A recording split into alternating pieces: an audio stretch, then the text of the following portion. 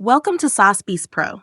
In this video, I'll show you how to make Character AI say your name using a simple and fun method. Step 1. First, open the Character AI app on your device and make sure you're logged into your account. Step 2. Now, click on your profile icon at the bottom of the screen, then click on the Public Profile option. Step 3. From here, choose any character you've already created that you want to edit. Step 4. Next, click on the three-dot icon on the right side of that character's profile. This is the settings icon. Then, click on Edit. Step 5. Scroll down through the settings until you find the option labeled Greetings. Step 6. Click on Greetings and enter a custom message and add brackets and type user inside it so that the character says your name exactly how you want it. Step 7.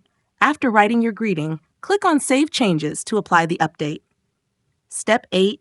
Finally, click on the character, and your character will now greet you and say your name. Thanks for watching, and don't forget to subscribe to Saas Pro for more easy AI tutorials.